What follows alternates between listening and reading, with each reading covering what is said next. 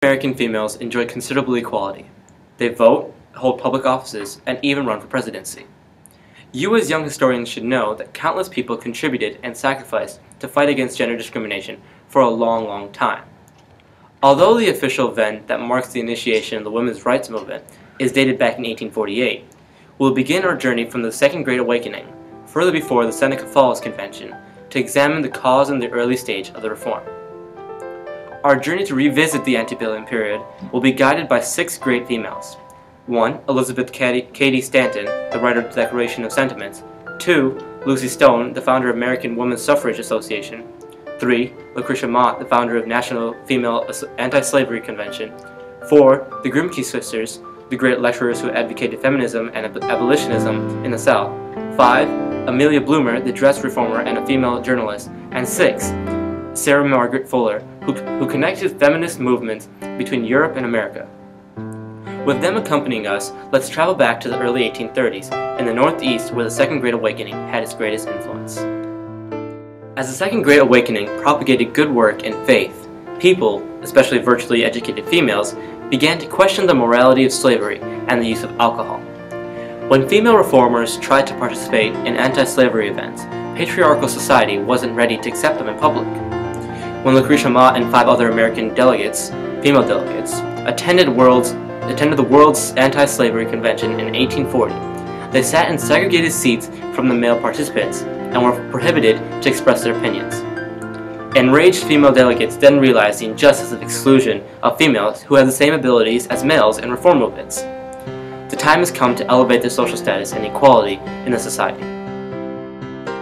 The first women's equal rights movement started in New York, where many Quakers had lived. Quakers, who believed in gender equality and inner light, supported female suffragists and abolitionists. It is not surprising that Minister Lucretia Mott founded a Quaker college, Swarthmore College.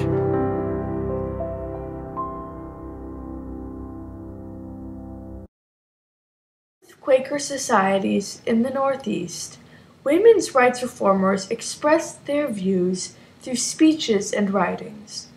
Paulina Wright Davis published the first female reform periodical called Una.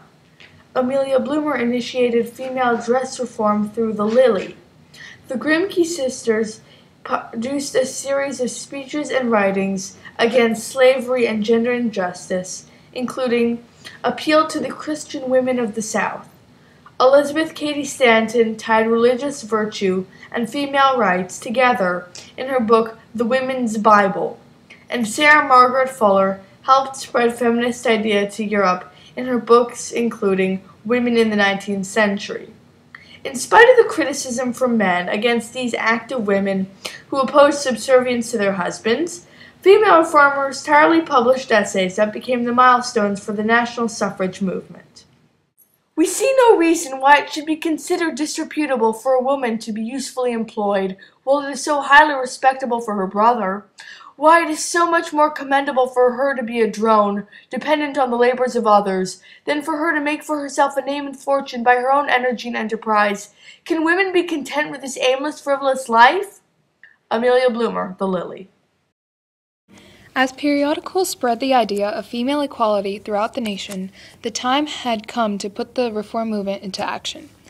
In 1848, Elizabeth Cady Stanton and Lucretia Mott called for a convention in Seneca Falls, New York, to discuss the social, civil, and religious condition and rights of women. This event, attended by approximately 300 people within the state, marks the beginning of the 72-year struggle for women's suffrage. During the 5-day convention, Elizabeth Cady Stanton publicized the Declaration of Sentiments and Resolutions. The document, based on the Declaration of Independence, criticized tyrannical men who deprived women of their natural rights of life, liberty, and the pursuit of happiness, and proclaimed social and political equality and justice for females. We hold these truths to be self-evident, that all men and women are created equal, that they are endowed by their Creator with certain unalienable rights, that among these are life, liberty, and the pursuit of happiness. That to secure these rights, governments are instituted, deriving their just powers from the consent of the governed. Whenever any form of government becomes destructive to these ends, it is the right of those who suffer from it to refuse allegiance to it, and to insist upon the institution of a new government, laying its foundation on such principles and organizing its powers in such form as to them shall seem most likely to affect their safety and happiness.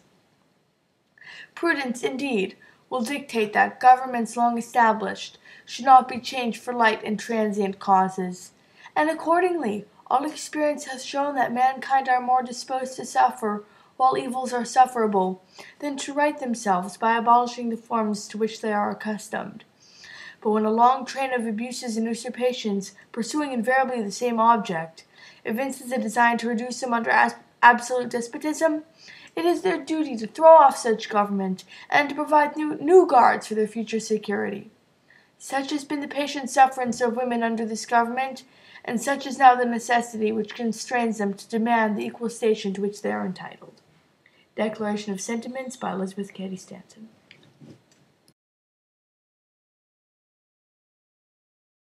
The delegates passed most of the resolutions, including the right to divorce, but did not pass the new and strange idea of suffrage.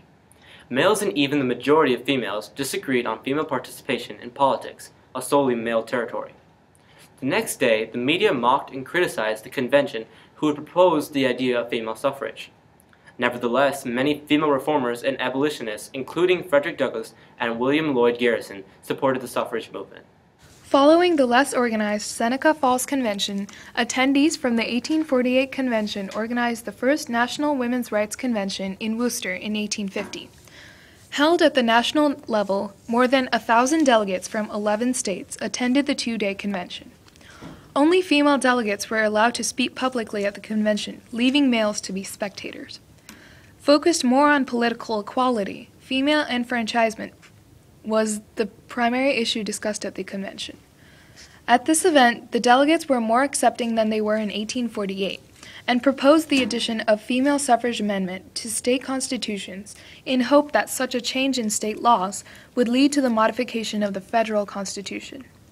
Among the key speakers were Lucy Stone, who had attended Oberlin College, the first college that accepted females, Abby Kelly Foster, who asserted women's rights to revolt against tyranny, as did our fathers against King George III, the right to rise up and cut the tyrants' throats, and Sojourner Truth, who addressed both women's rights and abolitionism.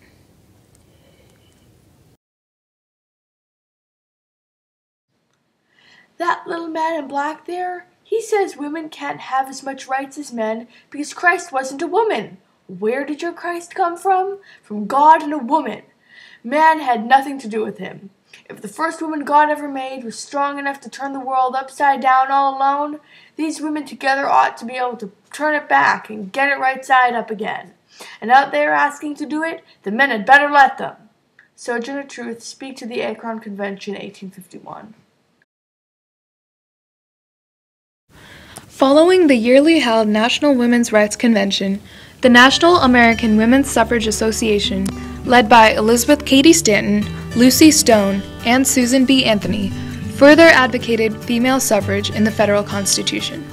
Their restless efforts were finally paid off in 1920, when the 19th Amendment was passed.